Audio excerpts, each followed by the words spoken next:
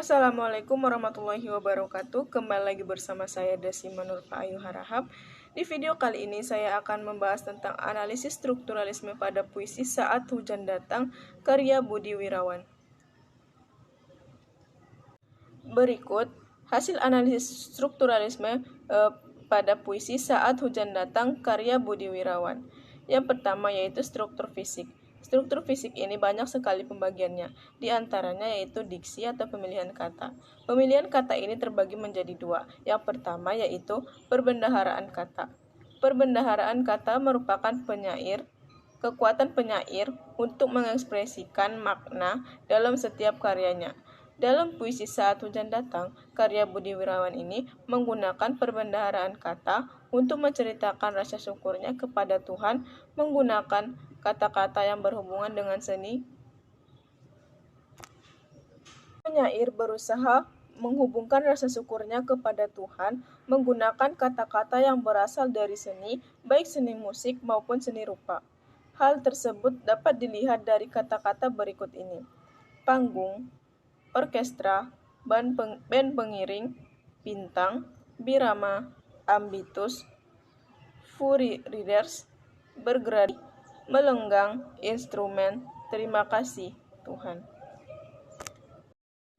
Yang kedua yaitu urutan kata.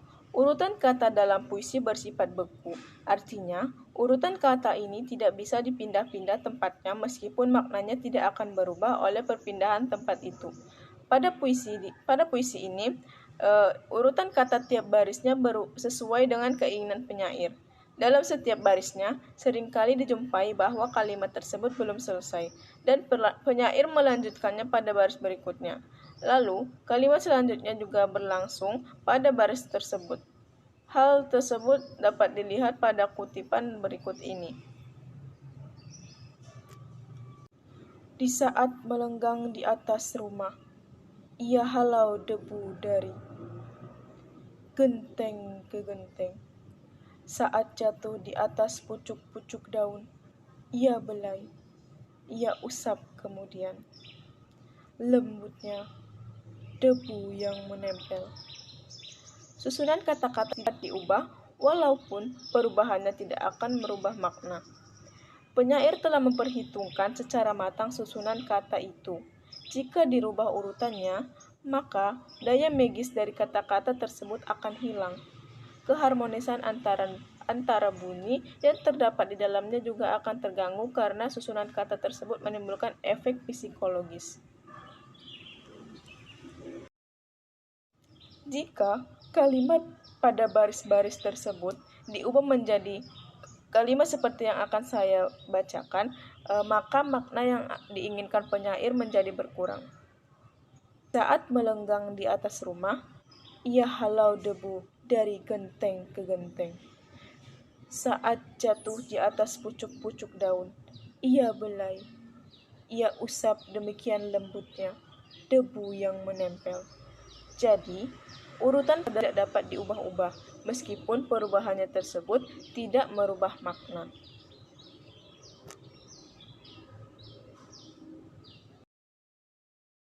Ketiga yaitu daya sugesti kata.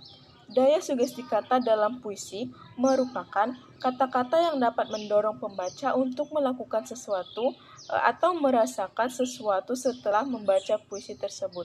Daya sugesti kata pada puisi ini sebagai berikut. Teratap aku melihatnya, lalu lega dengan seluruh rasa. Seluruh yang dipunya Tuhan adalah instrumen yang bisa membalik dan mengaduk-aduk emosi. Kata-kata dalam baris-baris di atas dapat memberikan sugesti pada pembaca agar menyadari semua yang ada di dunia ini adalah milik Tuhan dan Tuhan yang mengatur semuanya. Analisis strukturalisme yang kedua yaitu pengimajian. Pengimajian dalam puisi Saat Hujan Datang karya Budi Wirawan ini sebagai berikut. Yang pertama yaitu imaji visual. Imaji visual dalam puisi ini adalah saat band pengiring lewat, muncullah bintang yang ditunggu. Wow, cantiknya.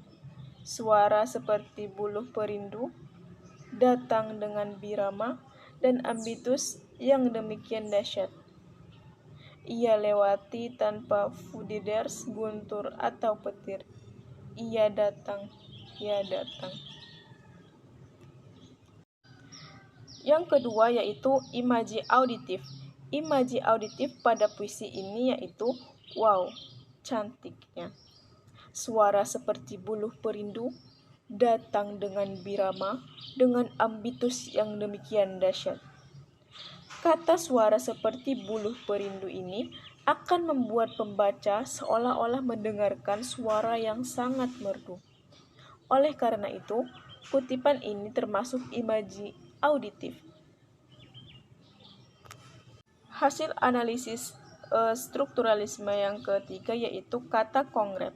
Kata-kata konkret adalah kata-kata yang dapat menyarankan pada arti yang menyeluruh, seperti halnya pengimajian. Kata yang diperkongret ini juga erat hubungannya dengan penggunaan kiasan dan lambang. Jika penyair mahir mengkonkretkan kata-kata, maka pembaca seolah-olah melihat apa yang dilukiskan penyair. Kata-kata konkret dalam puisi ini dapat dilihat berikut ini. Terima kasih Tuhan, hujanmu adalah hujan yang mahal. Kata-kata dalam kutipan ini dapat menyarankan pembaca kepada arti yang menyeluruh, yakni maksud penyair menulis puisi itu agar pembaca bersyukur dan menyadari apapun karunia Tuhan yang ada di dunia ini itu adalah hal yang mahal. Apapun yang ada di dunia ini, kita tidak dapat membayarnya. Misalnya saat hujan, seberapa banyak air yang turun dari langit tidak dapat kita bayar. Hasil analisis yang keempat yaitu bahasa figuratif atau majas. Di dalam puisi ini terdapat beberapa bentuk bahasa figuratif. Majas yang ada di dalam puisi ini antara lain adalah personifikasi. Hal ini dapat dilihat dari ini. Wajah malam ini lebih menyerupai panggung orkestra.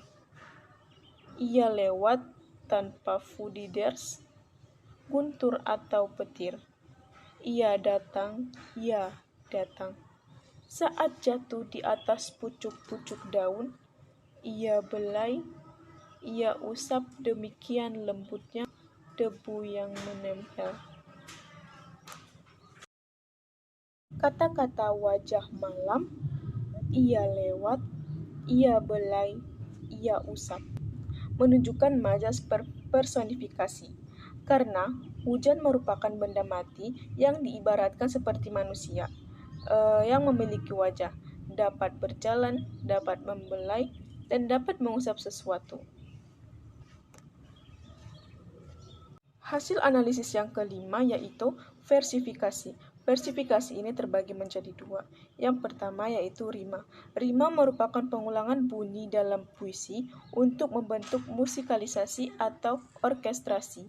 Dalam puisi Saat Hujan Datang, karya Budi Wirawan ini tidak memiliki pengulangan bunyi di akhir. Setiap baris yang biasanya menggunakan pola saja AAA atau ABAB ataupun AABB. Namun, dalam puisi tersebut terdapat beberapa pengulangan ungkapan. Namun, di dalam puisi ini terdapat beberapa pengulangan ungkapan atau kata. Hal tersebut dapat kita ketahui dari ungkapan berikut ini. Wajah malam ini lebih menyerupai panggung orkestra.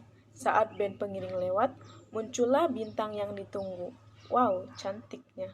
Suara seperti buluh perindu, datang dengan birama, dengan ambitus yang demikian dahsyat. Ia lewat tanpa fudiders, guntur atau petir. Ia datang, Tebarannya, rintiknya bergradasi dari pelan, naik lalu deras.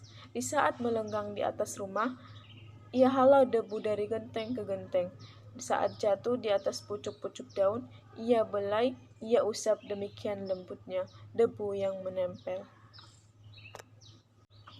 Yang kedua yaitu ritma. Ritma dalam puisi ini adalah wajah malam ini lebih menyerupai panggung orkestra saat band pengiring lewat.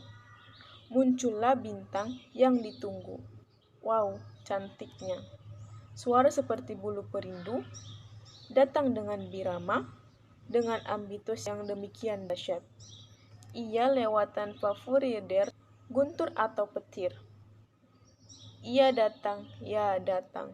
Tebaran rintiknya bergradasi dari pelan, naik, lalu deras. Hasil analisis yang keenam yaitu tata wajah atau tipografi. Tipografi yang digunakan pada puisi Saat Hujan Datang karya Budi Wirawan ini merupakan tipografi konvensional. Tipografi tersebut tidak menggunakan bentuk yang rumit dalam penulisannya. Setiap permulaan baris dimulai dari sisi kiri yang terus tersusun lurus dari awal hingga akhir puisi. Struktur yang kedua yaitu struktur batin. Struktur batin ini terbagi menjadi 4 bagian. Yang pertama yaitu tema. Tema dari puisi Saat Hujan Datang karya Budi Wirawan tersebut adalah ketuhanan. Yang kedua yaitu perasaan.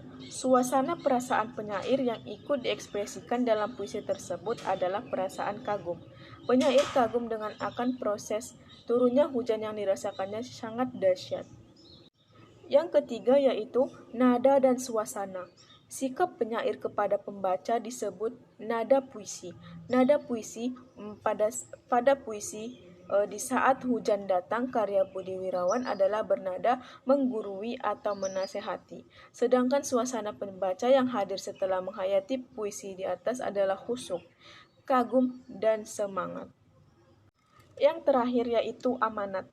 Amanat yang hendak disampaikan penyair dapat ditelaah setelah kita memahami tema, rasa, dan nada puisi Saat Hujan Datang karya Budi Wirawan ini. Amanat atau pesan yang dapat kita ambil dari puisi tersebut adalah mensyukuri karunia yang telah Tuhan berikan kepada kita, menyadari bahwa semua yang ada di dunia ini adalah milik Tuhan, dan sesuatu yang terjadi di dunia ini adalah kehendak Tuhan.